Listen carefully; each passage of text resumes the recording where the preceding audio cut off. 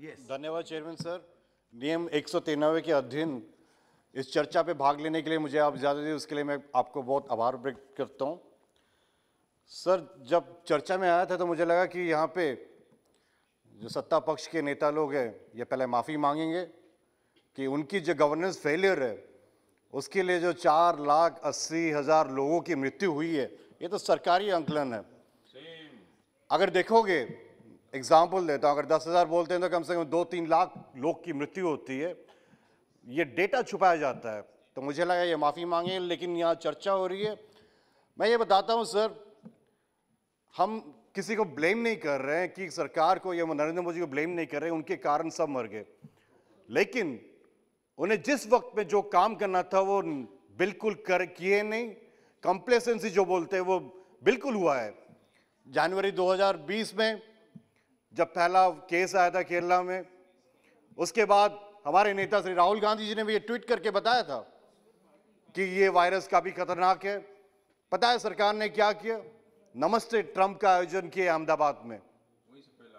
वहीं से पहला हम पार्लियामेंट में यहां पे चर्चा कर रहे थे, नेता जितने सत्ता के नेता जो ट्रेजरी बेंच वाले, हमें यही कहा गया कि कोरोना कुछ नहीं है, पैंडेमिक कुछ नहीं है। और जब तक मध्य प्रदेश की सरकार गिरी नहीं, हम लोग पार्लियामेंट में यहां बैठे रहे और तुरंत प्रधानमंत्री जी ने लॉकडाउन अनाउंस कर दिया, हम घर भी नहीं जा पाए। क्या कहा था उस वक्त? यह कहा था कि महाभारत हम लोग जीत गए 18 दिन में, हम कोरोना जीतेंगे 20 दिन में। और एक तथ्य आया था कि इस तारीख में यह खत्म हो जाएगा। किसी को अता पता नहीं कि क्या चल रहा है। कोविड फेज 1 ठीक है, इस नया था सबके लिए, आपके लिए, हमारे लिए, डॉक्टर्स के लिए, कोविड वॉरियर्स के लिए। फिर क्या हुआ? जनवरी 2021 सरकार ने ऐलान किया, मोदी जी ने वर्चुअल मीटिंग में, कि हमने कोविड के ऊपर विजय प्राप्त की है। उसी महीने 6 करोड़ वैक्सीन अब एक्सपोर्ट कर रहे हो। मेरे से पहले एक भाजपा के मेरे ऑनरेबल कोलीग ये बता रहे थे, हम एक्सपोर्ट करने से गाली करते हैं, एक्सपोर्ट ना करने से गाली करते हैं। एक्सपोर्ट नहीं किए इसलिए ओमिक्रॉन वायरस आ गया। अजीब सी बात है।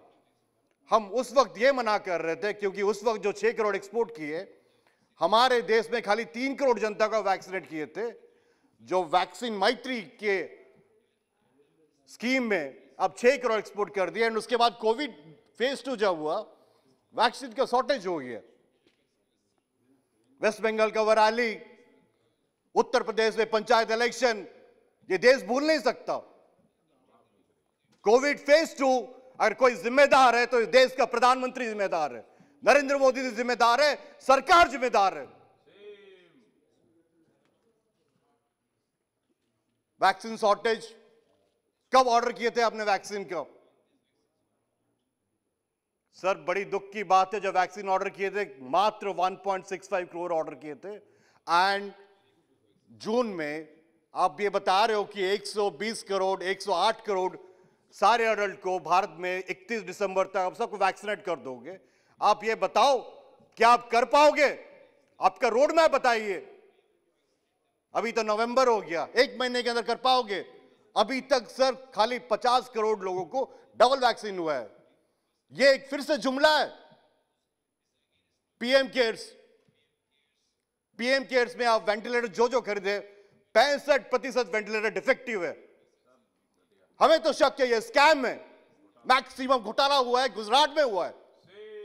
क्या एक कमेटी बनाओगे, जांच कराओगे? ये देश जवाब चाहती है आपसे, पीएम केयर्स का एक एक पैसा कहां जाता है? ओमिक्रॉन वायरस, मेरी चर्चा हो रही थी तो इट्स 30 म्यूटेशन है सर, इसके ऊपर 30 म्यूटेशन, जो स्पाइक प्रोटीन है, इस पे म्यूटेशन है। मुझे सरकार से, माननीय मंत्री जी से ये क्वेश्चन है, जो हम लोग वैक्सीन लिए, कोविशील्ड या कोवैक्सीन, क्या इस म्यूटेशन पे काम करेगी?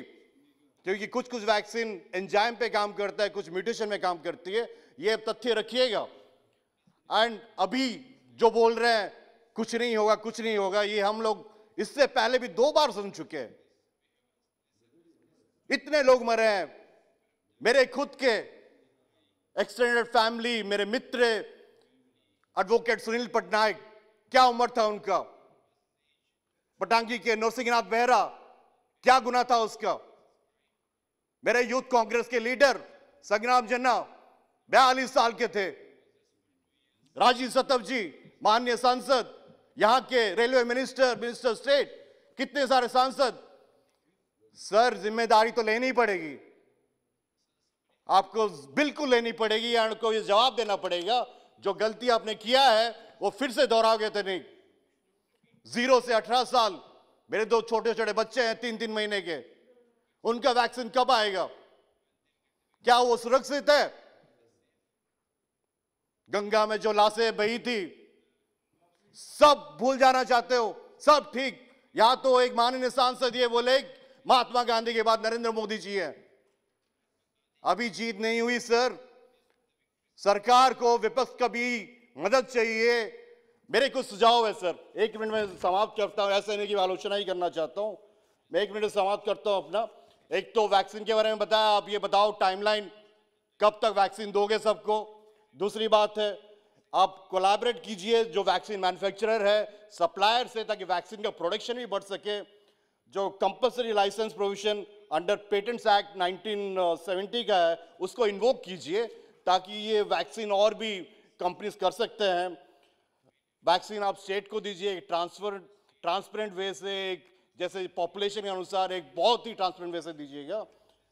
एंड सर, डेटा जो डेथ का रेट है, 2-3 पॉइंट है सर, मैं खत्म कर रहा हूं, 30 सेकेंड। जो डेटा है डेथ का है, कितने लोग मरे हैं क्या नहीं, इसका एक ठीक तथ्य दीजिएगा। वैक्सीन कब किसको दोगे वो दीजिएगा। डिसेंट्रलाइज कर दीजिएगा डिसीजन मेकिंग एंड एवरीथिंग।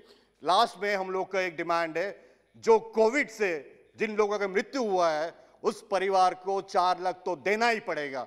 ये खाली राहुल जी बोले की बात नहीं है, ये आप खुद मान चुके हो कि 4 लाख दोगे। एक न्याय मिनिमम बेसिक इनकम स्कीम लेके आओ। पी रविंद्र, बाकी इसी के साथ मैं अपना ये भाषण समाप्त करता हूं और आपको बहुत बहुत धन्यवाद देना चाहता हूं कि मुझे इसमें बोलने का मौका दिया। Thank you sir. Please be brief.